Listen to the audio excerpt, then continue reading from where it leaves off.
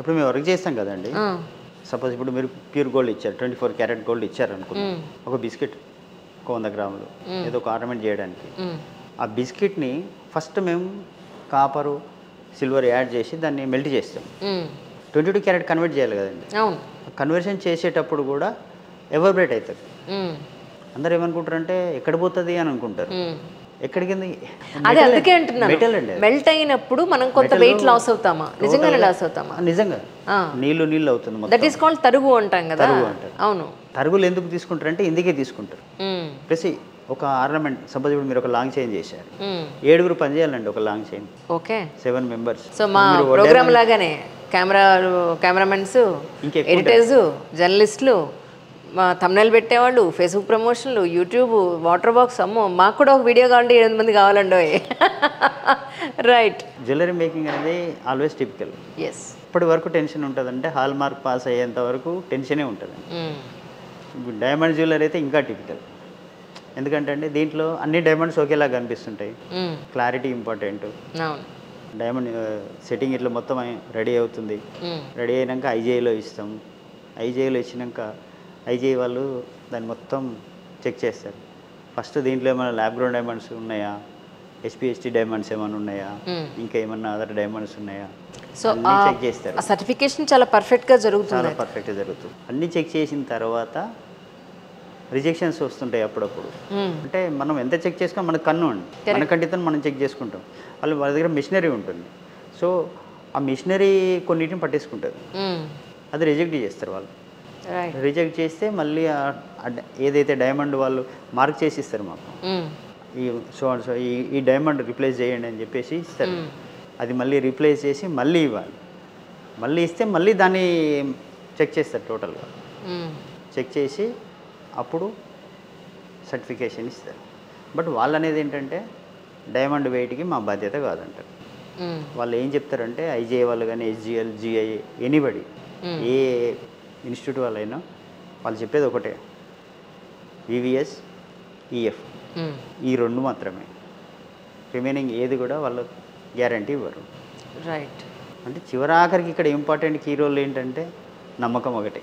అవును, ఒక డాక్టర్ మీద ఎంత నమ్మకం ఉండాలో, ఒక అడ్వకేట్ మీద ఎంత నమ్మకం ఉండాలో, మన బంగారు పని చేసే వాళ్ళ మీద అంత నమ్మకం ఉండాలి. లేకపోతే మనశ్శాంతి ఉండదు.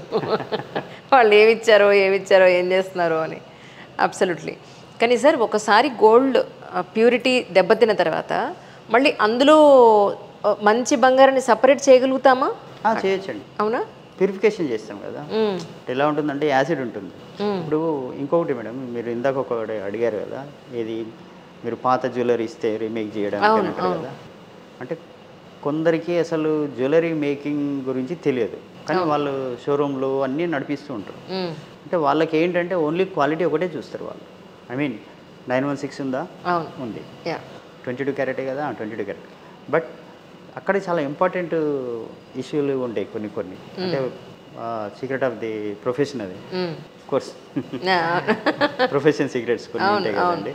అంటే అదేంటంటే ఎట్లా ఉంటుందండి, ఇప్పుడు మీరు పాత ఐటెం ఇచ్చారు, అదొక 80% ఉంది. జస్ట్ దానిలో రిమైనింగ్ ఎంత ప్యూర్ యాడ్ చేస్తే 20% యాడ్ చేయాలి. 22% యాడ్ అవుతుందో అంత ప్యూర్ గోల్డ్ యాడ్ చేసి అది 916 వచ్చిందని లేదా అని చెక్ చేసుకొని జ్యువెలరీ చేసేసి అమ్మేస్తూనే ఉంటారు. సో మా దగ్గర అట్లా ఉండదు. మీరు పాత బంగారం ఇచ్చినా కానీ ప్రతిసారి ఫస్ట్ దాన్ని ప్యూరిఫై చేస్తాం యాసిడ్తో. రైట్. నైట్రిక్ యాసిడ్ ఉంటుందండి.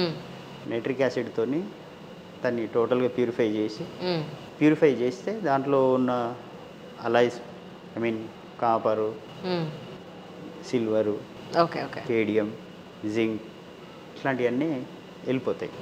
వెళ్ళిపోయిన తర్వాత మళ్ళీ మనకు 24 క్యారెట్ గోల్డ్ వస్తుంది. దానికి మళ్ళీ రిమెల్ట్ చేస్తాం, మళ్ళీ దాన్ని 22 క్యారెట్ కన్వర్ట్ చేస్తాం. అఫ్కోర్స్ మీరు ఇచ్చిన ఐటమ్ ఒకవేళ 22 క్యారెట్ ఉందనుకోండి, ఉన్నా కానీ దాన్ని అట్నే చెయ్యం మేము ఐటమ్. రైట్. దాన్ని ప్యూరిఫై చేసిన తర్వాత ప్యూరిఫై చేయాల్సిందే. అంటే వర్క్ సీక్రెట్ అని చెప్పాను కదండి, ప్రొఫెషనల్, అందులో ఇదొకటి. దాన్ని అలాగే చేస్తే ఏమైందంటే దాంట్లో ఉన్న అదర్ అలాయ్స్ అవన్నీ ఏం చేస్తాయంటే మేడం, వన్స్ అందుకని మనం ఒక్కొక్కసారి కొన్ని ఐటమ్స్ చూస్తే హాల్ మార్క్ ఉంటుంది, కానీ అవి కొన్నేమో పచ్చగా కనబడతాయి, కొన్నేమో పచ్చగా కనబడతాయి, కొన్ని ఎర్రగా కనబడతాయి. కలర్ అనేది అంత పర్ఫెక్ట్ ఉండదు. గోల్డ్ ఎలా ఉండాలంటే మంచిగా పసుపు రంగులో ఉండాలి చాలా. అది అంటే కొన్ని అట్లా ఉండవు. కరెక్ట్. ఎందుకు ఉండవు అంటే వాళ్ళకు తెలియదు దాని గురించి. అవును అవును ప్యూరిటీ ఓకే ఉంటుంది, ప్యూరిటీలో నేనేం బాగుండదు అనట్లేదు. అవునండి అవును. కాకుండా ఏంటంటే దాన్ని అలాగే చేయడం వల్ల వచ్చే సమస్యలు అవి. ఎస్. మీరు వేసుకున్నప్పుడు బాగానే ఉంటుంది, ఎందుకంటే పాలిష్ మీద ఉంటుంది. ఏ నగైనా మీరు వాడుతూ ఉంటే దానికి వేసిన పాలిష్ అనేది పోతుందండి. కరెక్ట్. పాలిష్ పోయి దాని ఒరిజినల్ కలర్ అనేది వస్తుంది. గోల్డ్ అవునండి అవును. జ్యువెలరీ వాడుతూ అవును అవును. ఒక 4-5 సార్లు వేసుకున్నారు, ఒక నెక్లెస్ వేసుకున్నారు అనుకోండి, ఆటోమేటిక్గా దాని కలర్ వచ్చేస్తుంది. కరెక్ట్. ఒరిజినల్ కలర్ ఎలా ఉంది మళ్ళీ దాని మీద చూస్తే హాల్ మార్క్ ఉంటుంది, బట్ అది తెల్లగా అనిపిస్తుంది, అవును. ఎర్రగా అనిపిస్తుంది, అంటే డిఫరెంట్ కలర్స్ వస్తుంటాయి. Correct correct. మన దగ్గర అట్లా ఉంటుంది సార్. అంటే ఇప్పుడు చాలా ఫాస్ట్ అయిపోయింది ప్రతిదీ. వెళ్ళడం, మనకు కావాల్సిన డిజైన్ నచ్చితే తీసుకోవడం, వెళ్ళిపోవడం. ఒకానొకప్పుడు చూస్తే పెళ్ళికైనా దేనికైనా సరే వెళ్ళి ఆర్డర్ ఇవ్వడం అనేది ఎక్కువ ఉండేది, 90%. ఇప్పుడు నిజంగానే ఒక మనిషికి అంత టైం ఉందంటారా? వచ్చి ఆర్డర్ ఇచ్చి చేయించుకొని, లేదా మీ దగ్గర డిజైన్స్ 10 చూసి, ఇప్పుడు రెడీగా ఉన్న 10 చూసేసి ఏది మనకు కావాలో చూస్ చేసుకోవడం వేరు. బుక్లోనూ కొన్ని ఫోటోలు చూసి ఇందులో ఏది బాగుందో చూసుకుని ఇలా చేయండి అని మీకు ఆర్డర్ ఇవ్వడం వేరు. అది యాజ్ ఇట్ ఈస్గా వస్తుంది రాదా అని డౌట్ కూడా ఉంటుంది మళ్ళీ వీళ్ళకి. ఈ టైంలో ఆర్డర్ ఇచ్చి చేయించుకోవడం అనేది మీరు ఎలా సాటిస్ఫై చేస్తారు? ఇప్పుడు మీరు ఆర్డర్ ఇచ్చారు ఒక ఐటెం అనుకోండి, ఫస్ట్ మీరు ఆర్డర్ ఇచ్చినప్పుడే అది ఎలా వస్తుంది అనేది మాకు కొంత ఐడియా ఉంటుంది కాబట్టి ఎక్స్ప్లెయిన్ చేస్తాం. రైట్. అంటే ఎగ్జాంపుల్ కొన్ని ఏదైనా చూపించడం, అంటే ఈ సో అండ్ సో ఇది బాగుంటుంది, ఇలా వస్తుంది వర్క్ ఇలా వస్తుంది అని ఎక్స్ప్లెయిన్ చేయడం, అవన్నీ మీకు ఒక ఐడియా రావడం కోసం అన్నీ చెప్తాం. కొందరు ఏంటంటే మిడిల్లో చూపించండి ఒకసారి ఎట్లా వస్తుంది, ఇప్పుడు నక్షి వర్క్ చూశారు, అవును అవును, అలాంటివి చాలా క్రిటికల్ ఉంటుంది అవును మేకింగ్. అలాంటివి మధ్యలో ఒకసారి కస్టమర్ పిలిపించి చూపించడం, అలాంటివి కూడా చేస్తాం. Okay okay. దాంట్లో ఏమన్నా ప్రాబ్లం ఉంటే ఇన్కంప్లీట్లోనే అది అప్పుడే రీమేక్ చేసుకునే ఛాన్స్ ఉంటుంది మాకు కూడా. కరెక్ట్. అంటే దానివల్ల ఏంటంటే మీకు సాటిస్ఫాక్షన్ ఉంటుంది, మాకు ఇబ్బంది తక్కువ ఉంటుంది. మా అమ్మగారు వాళ్ళప్పుడు పలకసర్లు, కాసికాయ గుళ్ళు ఇప్పుడు చేయించుకునే వాళ్ళు ఉన్నారండి అసలు? చేయిస్తాను. అవునా? అంటే ట్రెండ్ మొత్తం రీసైకిల్ అండి. అంతే కదా. గుండమ్మ కథ సినిమాలో ఎన్టీఆర్ గారు జీన్ ప్యాంట్స్ టీషర్ట్స్ వేశారు. అవును అవును. ఇప్పుడు జూనియర్ ఎన్టీఆర్ అదే వేస్తున్నారు. ట్రూ. అంటే ట్రెండ్ అనేది రీసైకిల్ అవుతుంది, కరెక్ట్. రీస్టార్ట్. కాబట్టి చిన్న పెద్ద కలర్లు పోయి చిన్న కలర్లు వచ్చినాయి. అవును, ఇది కూడా అంతే. రైట్. పాత సినిమాలు చూసి పాత సినిమాల్లో ఫోటోలు, అంటే మన సావిత్రి గారు, జమున గారు వేసుకున్న అలాంటి ఫోటోలు ఇచ్చి ఇలాంటివి చేయండి అని ఇచ్చి కూడా ఆర్డర్ ఇచ్చి చేయించుకున్న వాళ్ళు ఉన్నారు మనకి.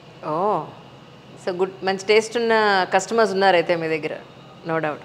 కానీ సచ్ ఎ గ్రేట్ ఇన్ఫర్మేషన్ అండి, చాలా మంచి ఇన్ఫర్మేషన్ ఇచ్చారు. ఎస్పెషల్లీ నాకు, వ్యూవర్స్ అందరికీ కూడా తెలియని ఇన్ఫర్మేషన్. అండ్ మోరోవర్ ఆల్ ఓవర్గా మోరల్ ఆఫ్ ది స్టోరీ ఏంటనంటే, ఈ రోజుల్లో రెడీమేడ్ చూసి మనం తీసుకోవడం అనేది ఎంత విరివిగా అయిపోయిందో, బట్ చేయించుకోవడం, ఆర్డర్ ఇచ్చి చేయించుకోవడం అనే దాంట్లో ఉండే అందం ఈ మధ్య కొంచెం మిస్ అవుతున్నామేమో అని నాకు అనిపించింది. బట్ మళ్ళీ నేనైతే వస్తాను సార్, నా ముత్యాలు పట్టుకుని వస్తాను. మీరు ఎలా ఎంత బాగా చేస్తారో నేను మా వాళ్ళకి చూపిస్తాను తప్పకుండా. Thank you so much Srinivas గారు. థ్యాంక్ యూ అండి.